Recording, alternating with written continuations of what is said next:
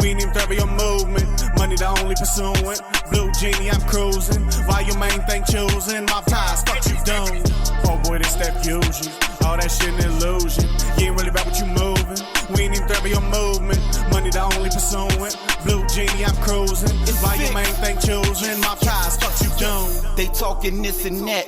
It's all talk for one. They cool behind the gun, but bitch made in front of them. That's of course, switching lanes like an open course.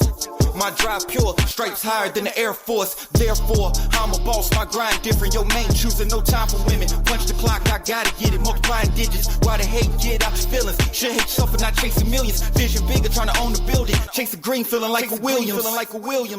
Yeah. City's thoughts are pure. You can tell when a man who is unsure. My grind sick, there's no cure. Sky's the limit, I'm trying to soar. Name known off one tour. Flexing hard, working on my core. They trying to run away with no surfboard.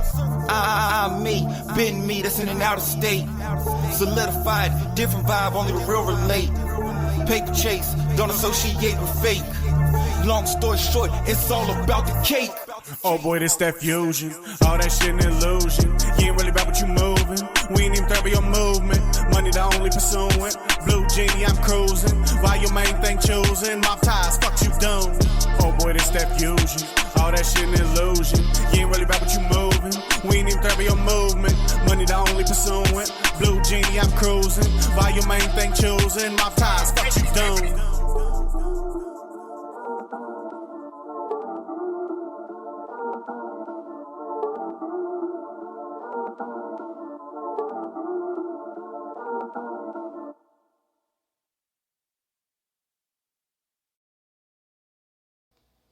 All right, yo, that's my guy Bando, man, featuring 6, yo.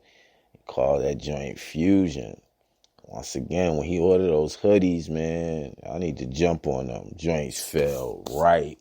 Trying to tell you, got a good feel to them, a good fit. Yeah, and you know, it keep you right, man. So shout out to my homie Bando, man. Once again, I told you I had the interview with the homie Domingo, man, and you know, we talked about how he's not really mentioned along with a lot of other legendary producers that came up like during his time, you know, like Primo, let's say, for example, although like he was like he get the utmost respect from someone like Primo. You know, his work with Fat Joe, Ras Kass, Pun, being a mentor of Marley Marl and more, man. So sit back, relax, and like I said, I got this interview thing right, man. So I've been able to cut him down a little bit, man. So short and sweet, man. Hang out, and then we got 30 more minutes of some heat. I just want to appreciate everybody for rocking with me, yo, for real. And here's Domingo Padilla, man. All right, as I've been telling you ever since this basically stay home order has been issued, man, I've been trying to broadcast every night, trying to bring you new, interesting content, trying to, turn negative into a positive, and there's not, no way is belittling the loss of life and those who are sick and those who have lost jobs and are now facing economic heartache and things of that nature. Let's be clear. Man, but you be in this business long enough, man, and you get to meet some interesting people, man. And I remember, I don't know, back, I won't even try to guess the year, but probably about 7-8 years ago, I was doing media for the Rock Steady, I think it was like 30th anniversary, probably around that time. And there was a DJ on the set, man. He was playing a bunch of joints. He played, I think, like Success, Fat Joe, a couple of others, just knockers for me. And I later found out he produced those joints and he go by the name of Domingo. And I got a chance to interview him that day as well. What's good, bro? What's up, kid? You know what's funny? I forgot all about that. It's all good, man. I was DJing for Ras Kass, I believe. Yeah. Yeah. And then Raz he threw me on the spot because I wasn't supposed to do that. But then I just happened to have the records on I think I had my laptop on me. And you know, I was like, fuck it, let me just go with the flow. You know what I'm saying? Yeah, man, that was a great day. I got to meet Raz that day too, and got to holler at him in New York a couple of years back. He did actually a free show, man. Oh my God, killed it, man. And it's just amazing seeing somebody like Raz pretty much in a basement of this establishment. It's jam packed with people, and he in there just giving cats like an hour of just energy, man. That was a beautiful night as well. And appreciate you, you know, linking me up where I got to interview him that night as well, man. Love.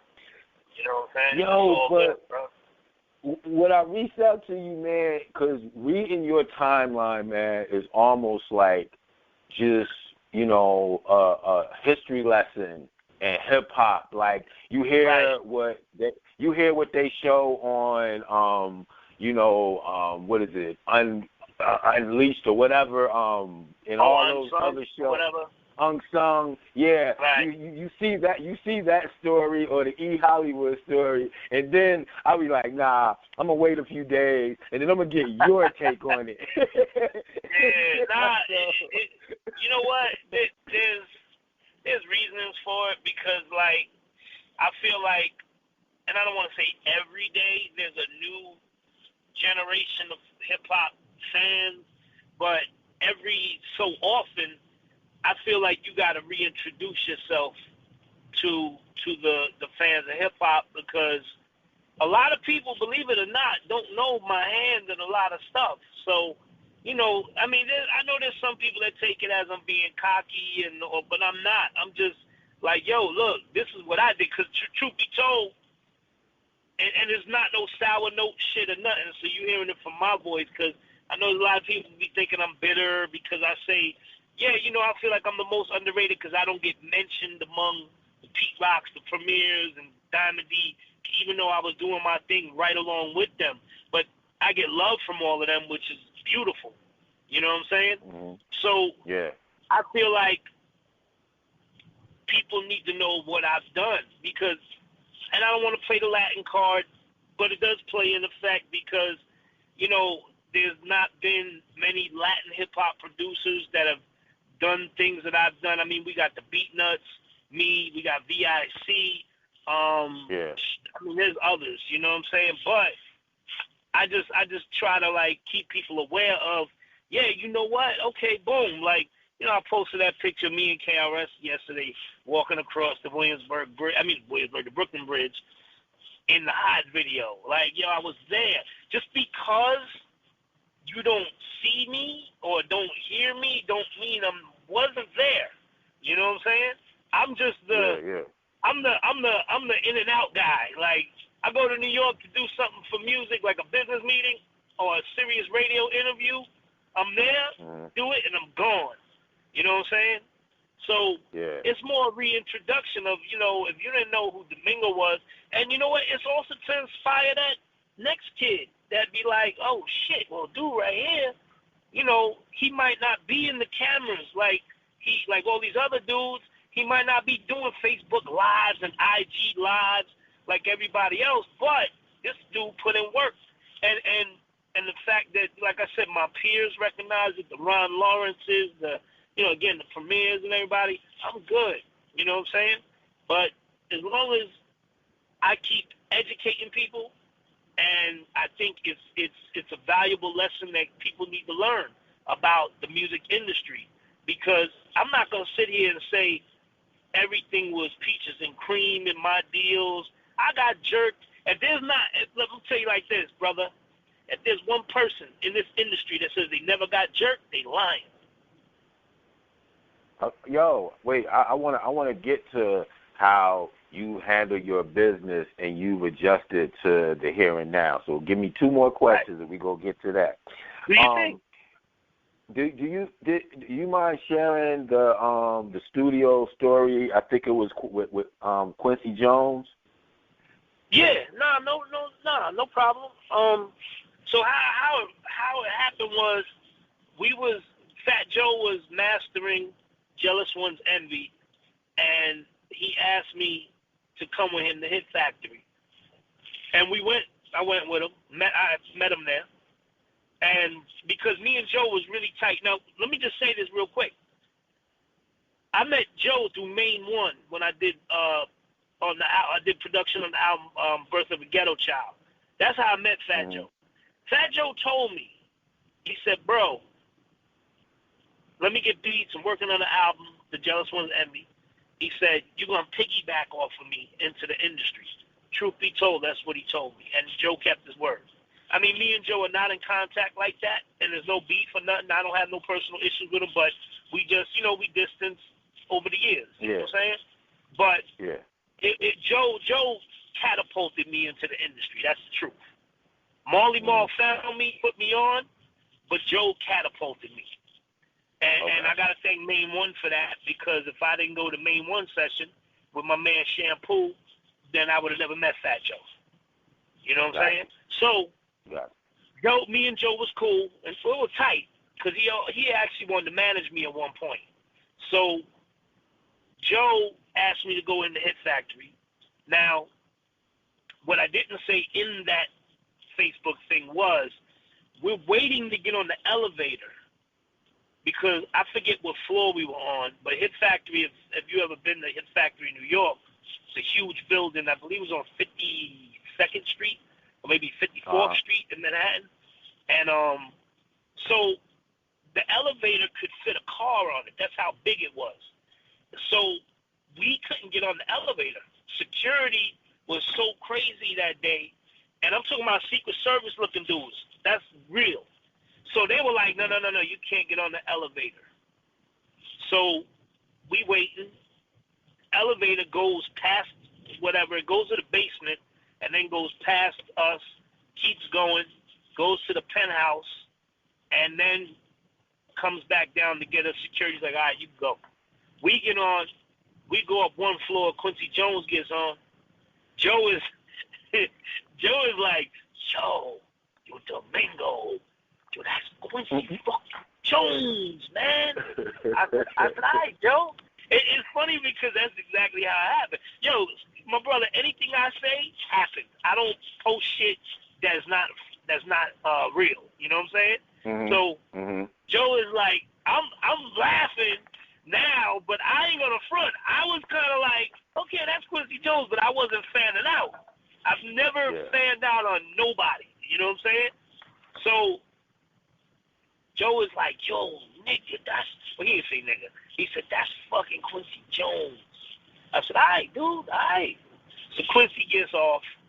We go to our session, and Joe is still like, yo, I can't believe. He telling people in the room, yo, Quincy Jones is on the elevator, boom, boom, boom. Then I happen to go to a kitchen area, and I bump into Speech from Arrested Development, and that's my dude, because I produced Nefertiti, a song that never came out called Spirit of a Soldier, with Speech, and I recorded it in Speech's house in Atlanta. So me and Speech became very tight when I was at his house.